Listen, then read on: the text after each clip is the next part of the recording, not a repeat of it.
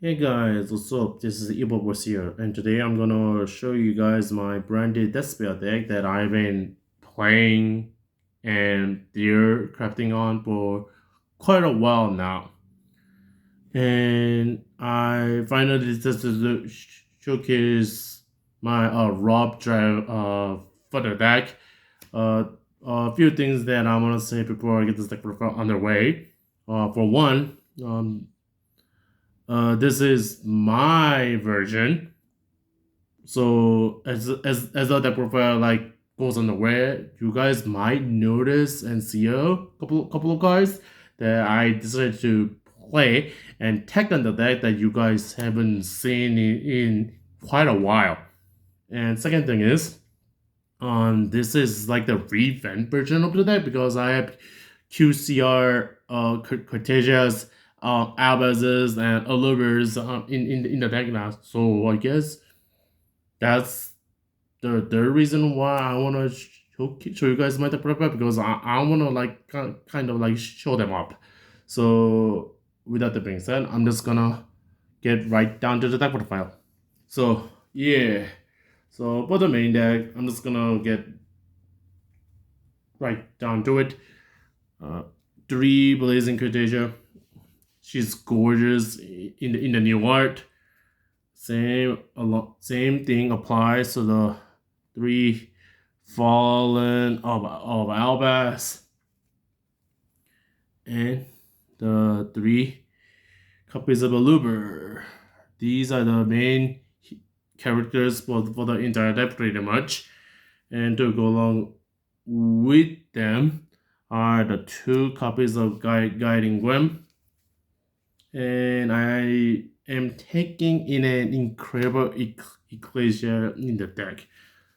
So the reason why I decided to take this is because this is super underrated at the moment right now because going first there are a lot of decks that cannot out the dragon that devours the dogma fusion because nobody seems to like underestimate that card whenever like it hits the board showed, and that card also has a on-field effect as well where whenever it is special summon, you get the non-target or two cards in the banishment or graveyard back to the deck. And if you play this card and if she's in the field or other player's graveyard, that dogma also gains 5 attack and it is unaffected by card effect. So not only it becomes uh like a really good interruption on the board with this in the deck, it suddenly becomes a towers that is really hard to get rid of. With since I'm playing this card in the deck, the dragon that the boss is talking about pretty much becomes a Liger dancer, but the deck pretty much. So that's why I decided to attack this. Like this card is super underrated, and also in general, this is a good card because this is another target to get off of Brandon Lost, and this is a board breaker and extender on going second as well because this guy can just throw up on an out as to break up the board. So yeah, those are uh, the main cards. There are some other cards that I still choose to play in the deck, which is Albion because it's Upstart Goblin and Mercurial because Monster Negate is really good. So yeah, those are the 11 Albas cards that is pretty much mandatory to play in the current branded Despia until the new cards come out.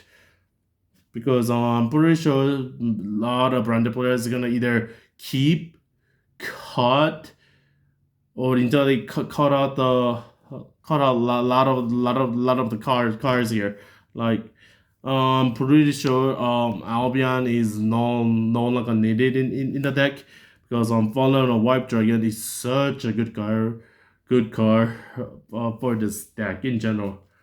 Moving on for the Despia engine, for the one strategy to get to Aluber and the Guam, and to go along with it is one ad libitum of the spirit that I decided to check on. This card is also super underrated because on this card is another way to ground out your opponent in conjunction with Guiding Gwen, because Guiding Gwen can loop the Mirror Jade, the Sancfires, the dragon that devours the dogma out of the graveyard to like further interrupt and control the board.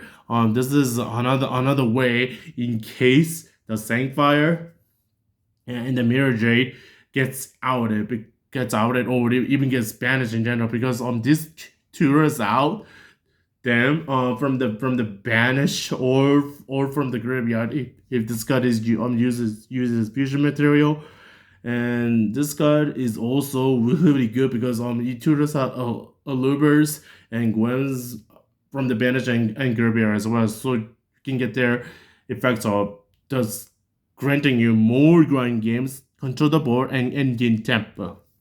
So that's the reason why I'm playing Ad Libitum. Is, like I said, is super underrated. Now for the BCOs, I'm only playing two. For the Lubellion and the Saronyor. Saronyor, it just to get to Brand Division and Retribution, so that I can go Brand Division for first turn without having to like open into it or relying on a Luber. And Rebellion is for the Albion, the Branded Dragon play. The one idol, because it's ignorant. People don't expect it. When you get Vua, Perelia, or Meowth, you just go Branded Pigeon, go this line, and they can play. Two Branded Pigeon. Obviously, hopefully in the next list on this guy can go to 3 because he went to 2. He went to do this list, and the new branded cards are coming out. So why any other way to newly promote the new branded cards by putting this to 3? So hopefully branded pigeon can go to 3 in the next list. 3 branded opening is emergency teleport for the deck. 3 fusion deployment. Basically another 3 more emergency teleports in the deck. 3 of the Funlet and the Virtuous. You guys already know this card is really good. I'm pretty sure this card is the main reason why Branded Despia become like a rogue deck, or even a tier 3 deck into like tier 2 or even tier 1. Card is really good. 3 Branded in High Spirits. I like this card. This is my favorite card out of the entire deck. Like, this card is really good. It's very versatile, and it pretty much rolled up for the entire deck. Another ignorant card for Brandon Knights. You guys already know. You guys already know how broken this card is. 1 fusion dupe. This card is pretty much a third Branded fusion. Branded Retribution to get to Branded fusion. And I only choose to play 4 non-engine in the main deck because Branded Despia really don't have a lot of room for non-engine, because the main engine for the deck is really big. And that's 1 call by the grave because it's really broken, and 3 super play because this deck is really good at breaking bugs. Going second because he can play through multiple interruption. That's not Murakumo. And Super Poly, it just all breaks up the board. And I actually play a lot of Super Poly targets in the extra deck. Speaking of the extra deck, I'm just gonna get right down to it. The old and paper mirror jade. Sanctifier. People are like many people are wishing for this card to get banned. I digress. This card is not the problem. The main problem is a target that many people are abusing with Sanctifier, like the Idol, uh, or the Rod Disciple, or the DDD Requiem, the Pendulum Monster that locks them out of playing. So don't ban this card, ban those. Blue Bellion, Titanic Lad, Double Albion, Rimbroom, the dragon that develops the dogma, the car I keep talking about in this record file because this card is really, really good. It's really, really good interruption. It's big. It searches the fallen and the virtuous and Mercurier from the deck, and with Ecclesia in the deck, this card becomes big, and it becomes the towers. One sprint to playing on Contact C. This is like the only spare card that I can cut from the extra deck, but I'm still playing it because there are a lot of contexts running around at my locals, so I decided to put this in. One of Leonidas, another super underrated card, and the card that's really slept on. So this card, I'm playing it for going second versus a Draco Tail matchup because if I have fundamental best in my hand or draw into it, I can just set it, and the contact views their Adalion and their Meludos or their Heavenly Spears into this, and then trade their 3 monsters for my only one, and this can attack 3 times. So yeah, that's really fun. And also, this card can get to fusion deployment and branded fusion in the end phase if it gets to the graveyard that way. So it's another consistency piece. So this is basically the third Albion. Double going now because card is really good. I heard. Utility fusions. Chaos Source to deal with back row. Secretarian for the mirror, and Draco Tail, and Starving Venom for Malice. Because that deck is super degenerate, really broken, and way too glass cannon. And to round up, Lisa tokens because I love her so much. I'm such a Lisa fanatic. Alright guys, so yeah, that pretty much wraps up my branded Despia deck profile.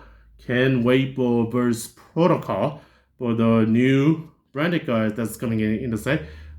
And until next time, the Zebra Boy is signing out. Peace out guys. Peace out.